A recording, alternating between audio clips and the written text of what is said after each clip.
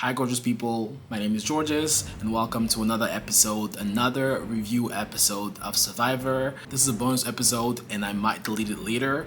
I'm trying this out because I didn't spend enough time during my actual episode review, which I posted last Thursday. I didn't spend enough time on my top 5. So what I want to do with this bonus episode that I might delete later is try to focus a little bit more on them and see if I can expand more on like their storylines during this episode.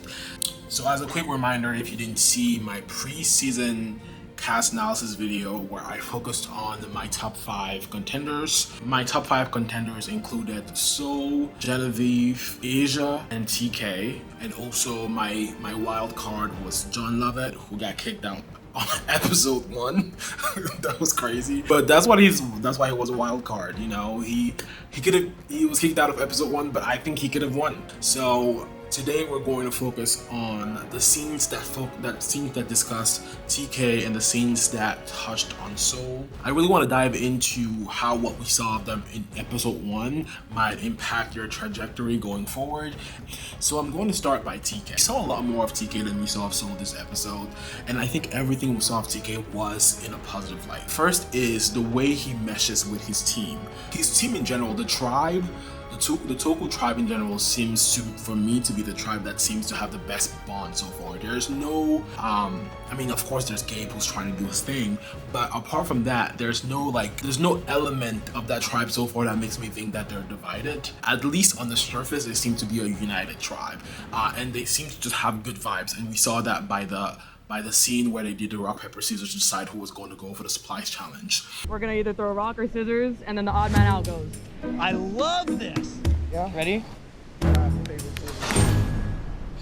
Not you throwing paper and we said rock or scissors. Is that what you said? But yeah, he's odd man out. Decision has been made. TK is already in a good position and he has good vibes with everyone in that tribe, including Gabe. Talking about Gabe, another part of this episode, Gabe is very strategic, of course, and we saw that his attempt at getting the immunity idol, which he did get. But we also saw him trying to trick TK into believing something that was completely false, and luckily TK caught on to that pretty quickly. And so that shows me that he has a little bit of strategy in him and he can kind of detect bullshit a little quickly, which is a very good thing for him. We found it before, but where advantage? What does that mean? I've never seen anyone do this before. Dude, I don't see a rule against it. We got it. You still got to find an advantage. I kind of feed TK this story of I just found it, and I think he bought it. We found a key before we found anything else. That doesn't sound right. Like, that's not adding up. So in my mind, I'm like, I caught you in the act, but you weren't going to tell me about this. So maybe we aren't as close as we thought we were. I really hope that like he keeps this scene in mind the next time he's dealing with Gabe, because I feel like Gabe is going to pull he's going to pull this again. The third thing we saw of TK, the supplies challenge, the individual supplies challenge. Let's go. At the end of the day, there's honestly no better feeling in the world than seeing this hot, a machete and flint. Whew. And it's because of me, so I'm gonna take the credit on that. Nice little pat on the back. And he did win that, and so that also kind of demonstrated already his physical abilities. And if he had lost that, it could have been a negative against him. People could have been doubting his physical skills. I think he needed to kind of like get this one out of the way and prove that like, okay, he can back up his stature, where like he looks physically strong and he can back that up by winning a couple of individual challenges, and he might be kept for the first few weeks just because they think he's good at the physical stuff. But let's talk about Soul. We didn't see Soul a lot, which is like, I know I was slightly surprised. I mean, of course they can't focus on everyone on the cast, but in my head, Soul is just he just has the stature of someone who just looks so natural at Survivor that I just know that he's going to be a big deal in this season if he doesn't get kicked out by some trick during the first few weeks. But the only scene we saw of Soul, we saw a little bit of him during the immunity challenge where he was really putting forward his physical attributes to help the Lava team win. But we also saw a little bit of strategy when him, Aisha, and 2 other contenders were discussing the situation with Rome, because Rome, of course, was acting wild crazy, trying to get an immunity idol and looking sketch to his whole tribe. Me, Teeny, Keyshawn, and Saul saw Rome at the water wheel, and he goes the other way. No hi, no hey, what are y'all doing? Like, that is just suspicious behavior. He just went that way, right? And like we just didn't keep stop. Because he heard us going, he would I have this huge fear of Rome having an idol.